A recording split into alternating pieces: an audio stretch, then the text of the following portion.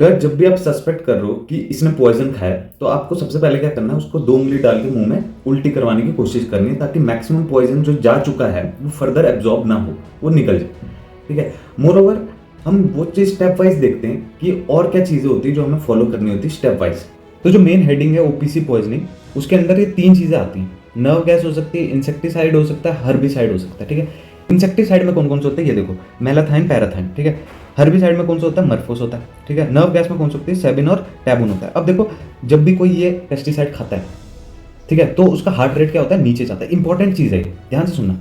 Because shock में heart rate ऊपर जाता है, टैकीकार्डिया होता है, लेकिन यहाँ पे क्या हो रहा है, हार्ट रेट नीचे जा रहा है। ठीक है। बीपी नीचे जा रहा है। ठीक है। दोनों चीज नीचे जा रही है। ठीक है। नाउ और क्या क्या होता है मैं ऐसे बता देता हूँ तुम्हें। ब्रोंकोस्पाज्म हो रहा होता है। ठीक है। ये ऐसे दब रहा होता है, सांस लेने में मुश्किल हो जाती है। ठीक है। क्योंकि एयर आ नहीं रही है ना, वो स्पाज्म हो रखा है, एयर आ नहीं रही, उसको सांस लेने में दिक्कत होने लग जाती है। ठीक है। जो प्यूपिल होती है वो क्या होती है, छोटी हो जाती है, मायोसिस हो जाती है। ठीक है। मायोसिस छोटी हो जाती है, और बहुत सारी स्वेटिंग हो रही होती है ना, पसीने छूट रहे होते हैं। तो मैनेज कैसे करोगे, अब तुम्हें दिख रहा है कि हाँ ये सब हो रहा है इसको, है ना, ओपीसी पॉइजनिंग हो सकती है। तो सबसे पहले तुम एयरवे देखो, है ना, ब्रीदिंग देखो और सर्कुलेशन देखो। ये 3 चीजें, एबीसी तो हर कोई देखता है। तो जब बोलोगे तुम किसी को, तो यही बोलना, सर पहले मैं एबीसी वो करूंगा, है ना, सही करूंगा। उसके बाद मैं क्या करूंगा कि उसके जो हैंड्स है ना, जो स्किन है ना, उसको वॉश करेंगे, क्लोथ्स रिमूव कराएंगे, क्योंकि ये इंसेक्टिसाइड जो होते हैं ये फ्यूम्स रिड्यूस करते हैं, ये क्लोथ्स में है अगर, तो ये फर्दर स्किन से भी एब्जॉर्ब होने लग जाते हैं। ठीक है। तो ये पहले ये सब क्लोथ चेंज करवाएंगे। तीसरा पॉइंट बोलना फिर कि हम उसको गैस्ट्रिक लवाज करेंगे। पहले तुम एंटीडोट पे मत आ जाना, यहीं पे सब गलती करते हैं। सब क्या बोलेंगे कि हाँ एट्रोपिन दे देंगे ना, पहले बोलना गैस्ट्रिक लवाज करेंगे। ठीक है।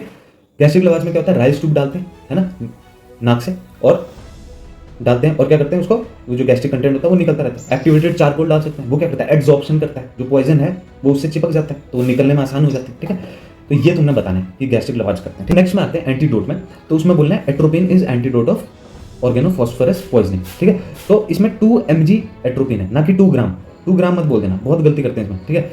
2 mg एट्रोपिन देनी है, और उसको 5 मिनट तक देते रहना है। ठीक है।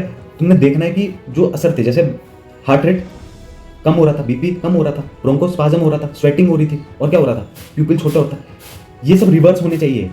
अगर ये रिवर्स हो गया, दैट इज नोन एज एट्रोपिनाइजेशन। जब तक एट्रोपिनाइजेशन नहीं होता, हर 5 मिनट बाद रिपीट करते रहो। तुम समझ रहे हो बात को, मैं क्या बोल रहा हूँ, कि पेशेंट को जो भी सिम्टम्स थे मैंने बताया, है ना, वो गिन के बताए 5। ठीक है। कि बीपी लो हो रहा है, ठीक है, उसका हार्ट रेट लो हो रहा है, ब्रोंकोस्पाज्म हो रहा है, स्वेटिंग हो रही है, और प्यूपिल छोटी हो रही है, ये सब उल्टा होना चाहिए। तब तक हम ये सब, तब तक एट्रोपिन देते रहना है हर 5 मिनट, 2-2 mg। ठीक है। ये ट्रीटमेंट है। फिर अगर वो बोलते हैं कि डॉक्टर साहब और क्या दे सकते हो, ठीक है, देन यू विल से कि ऑक्साइम होते हैं, जो ACH ईस्ट्रेज एंजाइम होता है उसको रीएक्टिवेट करते हैं। लेकिन ये याद रखना है कि जो ऑक्साइम्स होते हैं वो कार्बामेट पॉइजनिंग में काम नहीं करते। ठीक है। एट्रोपिन करेगा पर ऑक्साइम्स नहीं करते, है ना। तो बस ये था, है ना, पॉइजनिंग को कैसे डील करना है, कैसे लिखना है, कैसे बोलना है।